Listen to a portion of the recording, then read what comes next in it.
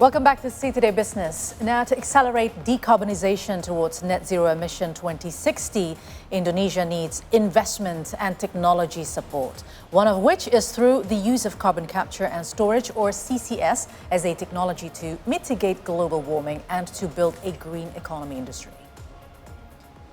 The carbon capture storage, or CCS, business has considerable market potential, especially in Indonesia. Well, this is due to the potential for carbon storage, which is worth hundreds of gigatons of carbon dioxide.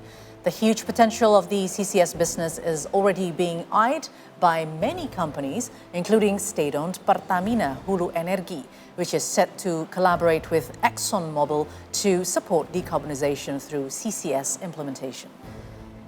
Now, through this collaboration, Pertamina Hulu Energi and ExxonMobil will finalize and prepare a commercial model design for the development of a regional carbon capture storage hub in Pertamina Hulu Energi's offshore Southeast Sumatra working area.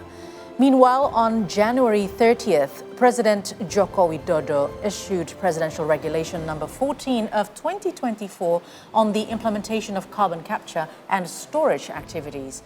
The regulation was issued to boost Indonesia's push to become net zero by 2060 or sooner.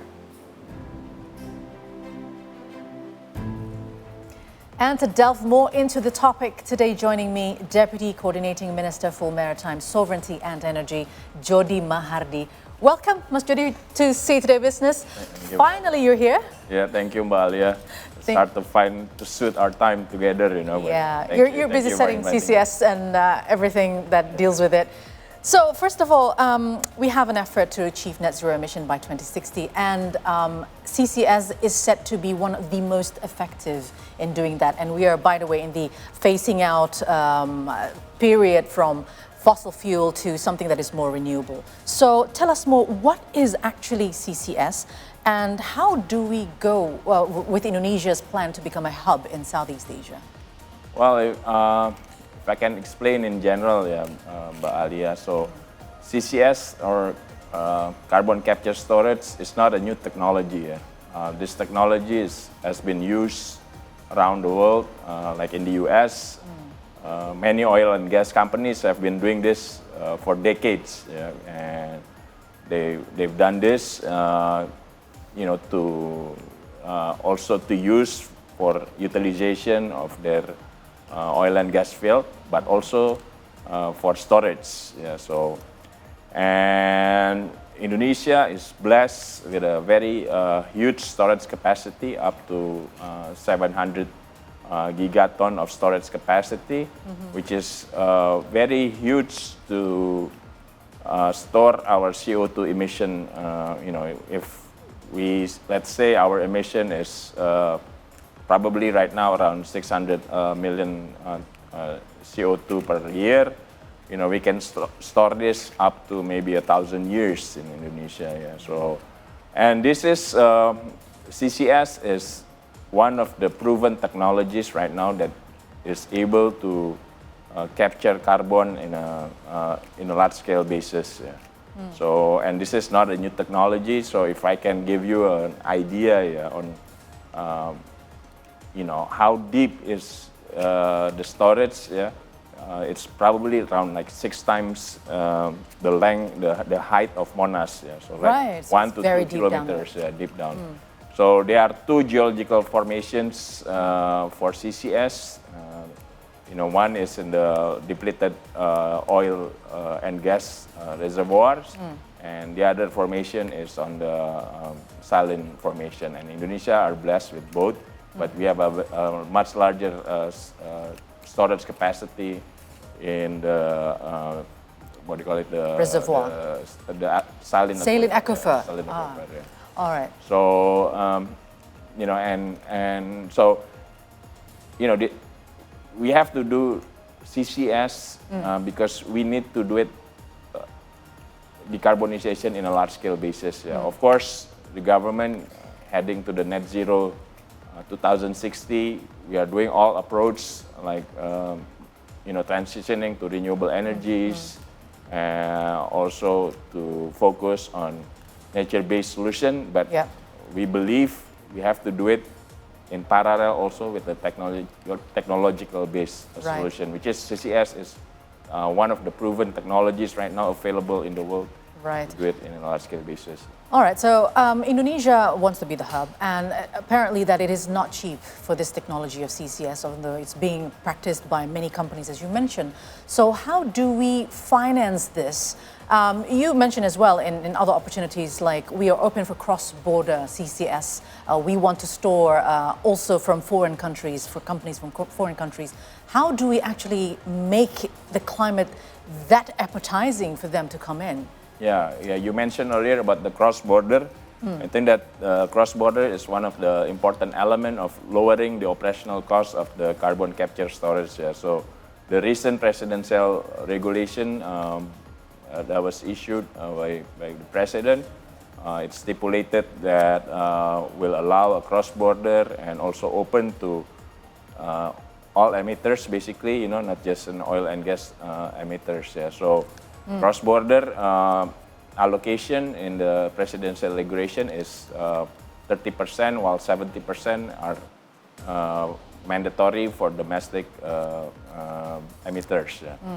So that's one of the way to lower the cost, because the demand is very high. Yeah. Some countries who have a very high carbon tax, let's just say like maybe I can give you example like Singapore and Japan, South Korea, they are imposing high carbon tax, but they need a place where they can store their CO2 because they don't have, they are not blessed with the geological formation that that we have. So that's one of the way we can lower the cost. Yeah, and this already proven by the many interests of the companies, especially those from the oil and gas companies. Why? Because they have the expertise in doing this. They've been doing this for decades.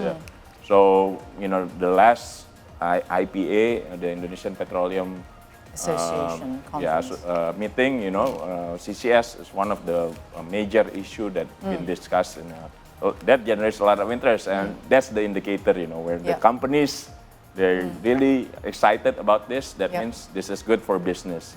And the cost, of course, down the road, of course, Indonesia, depending on our national priorities, of course, I'm sure eventually we will provide some incentive also in doing CCS. But again, Mbak Alia, another,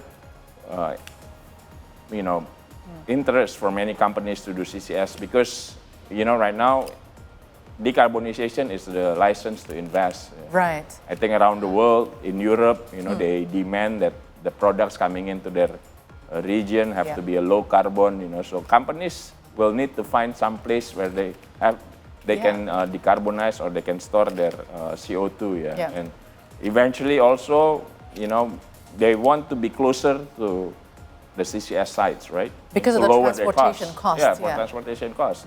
They want to be close to the CCS site, so this will unlock new type of investments coming into Indonesia. I just give you an example.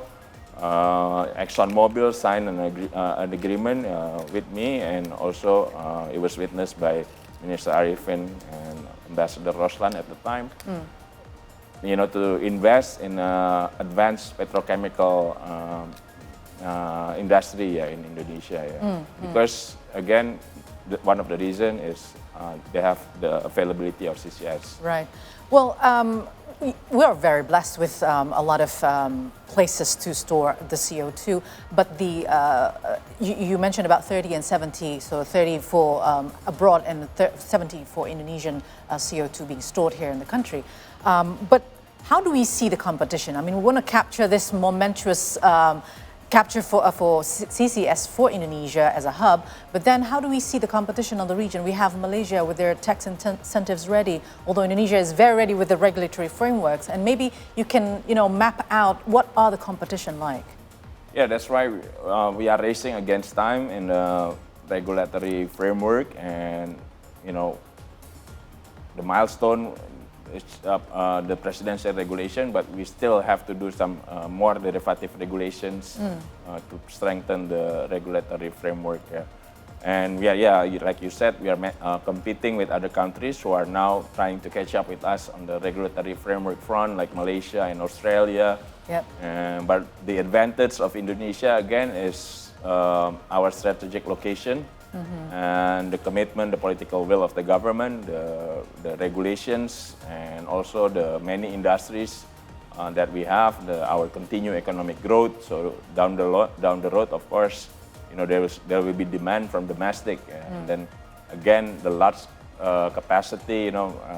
Fortunately for Indonesia, we have more CCS sites on offshore, which will lower the cost than maybe our neighboring country who have only the onshore CCS sites. Right. We are blessed with the availability of offshore sites to do that, and that will lower the costs much more.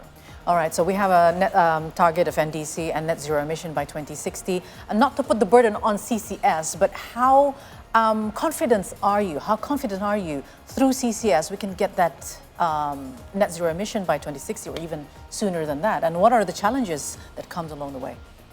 Yeah, we are very confident again because we have all the regulatory framework available, and our strategic location again, and also the commitment of our government to reach net zero by 2060. And CCS, as the proven technology, I think can help with this. And we are very confident with the industry because just seeing from the interest of the industries to come into Indonesia and start exploring opportunities of CCS, we are confident that it's going to happen. And this is, again, like I mentioned in the beginning, this is not something novel, it's not a novel idea. This has been done for decades. So, it's just a matter of tapping into the treasure that we have here domestically. That's right. Well, hopefully Indonesia will be the island country with a lot of CCS storage from within or even abroad. And thank you so much for coming, Pak Jodi. Thank you. Yeah, come again next time. Thank you. Thank you.